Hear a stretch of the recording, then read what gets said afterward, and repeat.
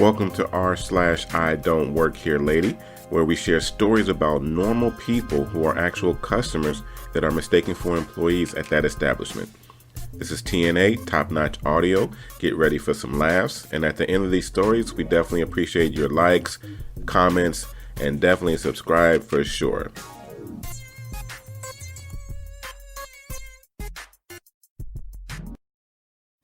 And this story is posted by u/rapsitasm12345. I'm not a member of the rail staff or a taxi. I used to work at a coffee shop kiosk at a train station in the UK, and I had countless occasions when I had passengers asking me for advice about their rail travel. I would help where I could, but more often than not, I would direct them to the station staff who were actually responsible with dealing with these sorts of inquiries since it wasn't my job. Also, the information office was literally 10 feet away from the kiosk and was clearly posted with a large sign and everything. But, as you're probably aware, people seem to lack the ability to see and understand signs. I have lost count how many times clueless people would wander past the exit multiple times even though the exit was clearly marked. Anyway, most of these other stories are fairly unremarkable, but then one evening, one man took stupid to a whole new level. It was late evening and I had about an hour left on my shift, and I had been there for 10 hours by this point, and I was due back the following morning at 5 a.m., so I was looking forward to being done for the evening. Since it's a small kiosk, there will often only be one employee on shift. Anyway, this passenger approaches, and this is the conversation that followed. This was several years ago, so it isn't verbatim, just going off my best recollection of the encounter. Passenger P. Hello, could you tell me where I need to go to get the train to York? Me. I know you'll need to be on the other side on platform 2, since platform 1 only has London-bound trains, and there should be screens with train departures and staff over there who can help you. But I don't know exactly which train you'll need or what time it leaves. Sorry. P. Okay, thanks. I fell asleep on the train and missed my connection. Me. That sucks. Sorry to hear it. P. I know, right? Can I get a latte? Me. Sure. The guy then goes over to the fridge to get a sandwich, and I begin making his drink, and I think it's all good. Just another guy who I've helped as best I can, and a customer that I can serve and make the evening a little less dull since it was usually dead the hour before closing. As he's in the sandwich fridge, a train pulls into platform 2. The guy looks up at the train and then to me. P. Is that the train to York? Me. I don't think so. It says Hull on the side, so that's where I think it's headed. P. Okay. As he hands me his sandwich to heat. So do you know when the next train to York is? Me. I'm afraid not. You'll have to speak with the station staff. P. Why can't you help me? Me. Because I work for a coffee shop. I haven't memorized the train schedule. Sorry. P. Are you sure you can't help me? I should have arrived by now, and I really don't want to have to wait for a couple more hours. Me. Sorry, I don't know. Like I said, the station staff can help you out. By this point, the guy is paid and he has his latte, but his sandwich is being heated, so we've entered the awkward few minutes of waiting while it heats. We had an old panini grill, and it would easily take 4 to 5 minutes before it would be ready. Nothing much happened for a couple of minutes when he speaks again. P. How did you get here? Me. I drove. P. Would you give me a lift? At this point, I should mention that where I live and work is easily a 2-hour drive one way, and I was not, under any circumstances, going to drive for 4 hours, especially when I had to get up at 4 a.m. the next morning. Me. No. P. Why not? He was generally shocked that I said no to him. Me. Because I'm not a taxi service, I'm a barista. If you can't wait for your train, there are taxis outside that can take you. P. Why can't you do it? Me, because I'm a barista and I have to go to bed 9 if I want to get a decent amount of sleep tonight. P. I still don't see why you can't. It was at this moment that the timer went off, and I said, 1 moment, to the guy while I put his panini into a cardboard sleeve and handed it over to him with some napkins. This seemed to snap the guy out of his stupor, and he just thanks me and wanders off to platform 2. Sorry it's not a satisfying ending, but it mystified me how he couldn't understand what I was telling him and that I wouldn't drive him to York. I figured I'd follow his example, and the next time I went to Starbucks, I'd ask for a mocha and a ride to London. That's the job of a barista, right? If you made it this far, thanks for reading. Edit 1. This is just to clarify since I did mention it in the post. I lived 10 minutes away from where I worked at the time by car. York, where the guy wanted me to give him a lift, was a 4-hour round trip from where I lived. So 2 hours each way. Sorry for the confusion. And this story is posted by u/782245. Is the patio open? So because of COVID, I've lost my job for the foreseeable future and have decided to drive for Uber Eats in the meantime.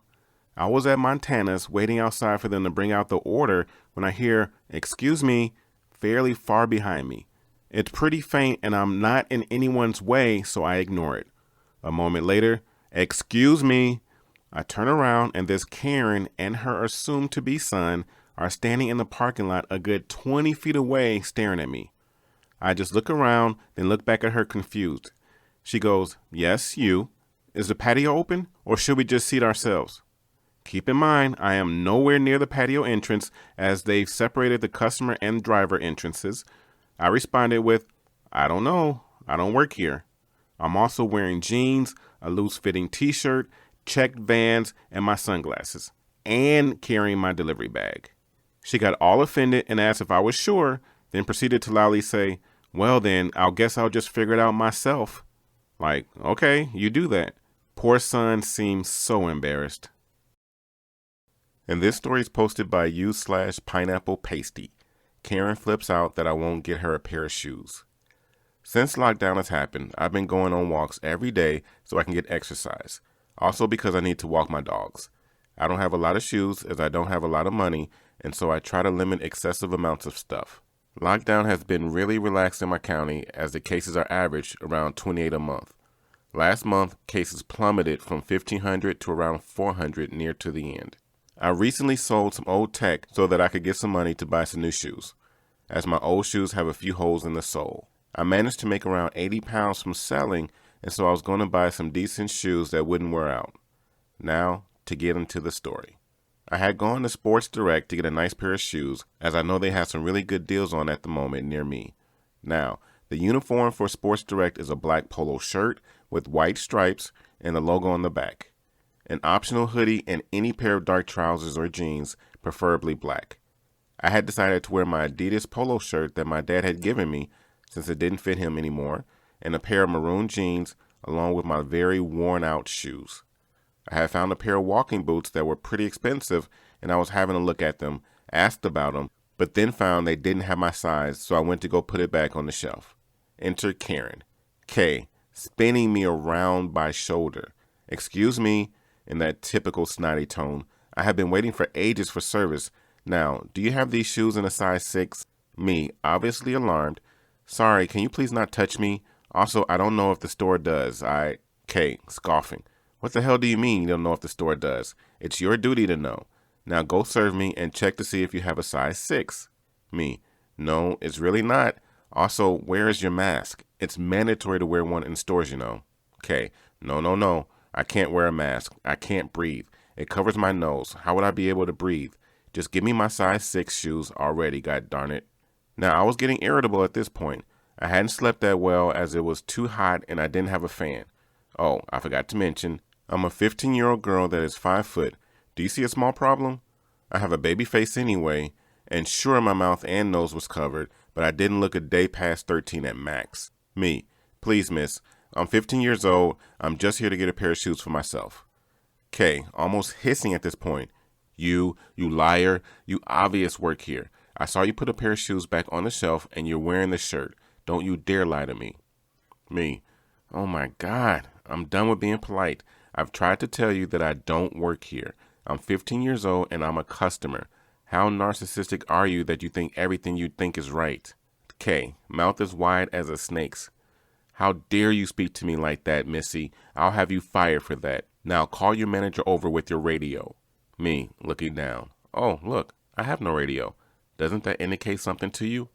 By now, the few people that were in the store were looking over, and an employee had come over. E, "Excuse me, what's going on and how can I help?" K, "This disrespectful young girl has refused to give me the size I requested and is insulting me. I demand to talk to the manager and talk about getting her fired." E then looks at me, staring at me for a few seconds with a confused look on his face before he looked back to K. E, "I'm sorry, miss, but she doesn't work here. Also, where..." K, no. You can't just cover for your friend when she did something wrong. Give me the manager. K went into an absolute tantrum, stomping her foot and not listening to anybody that tried to talk to her. Reluctantly, after a few seconds, E walked off to find his manager. K noticed and then looked to me with a grin that looked like she thought she won. The floor manager then came over about a minute later, and at this point, I found a pair of shoes that I was going to buy, so I was holding the shoe in my hand. FM, sorry miss, I was told to come over to resolve the issue, but I'm afraid I can't have you in the store without a mask. Do you have one on you? If not, you can buy one for £2. K, no, I won't wear one when I can't breathe in it. Now do something about this disrespectful young girl. K pointed to me. FM looked to me holding the shoe, then turned his attention to me. FM, hi there, do you need something? Me, I had just come here because I needed a new pair of shoes. Do you have these in a size 5? I showed him the shoe, and K went into an absolute frenzy. FM completely blanked her and went on one of his devices to see what they had in stock. K was going ballistic, yelling all sorts of curses at me, the manager, the store, everybody. FM, yes we do. Would you like to meet me at the counter? I'll get you the pair and box them for you. FM had told E to call the police to escort K out. And what ended up happening is that K not only got kicked out, she got fined for not wearing a mask too. I think she ended up going back to the police station, and I ended up getting a small discount on my shoes for what I put up with.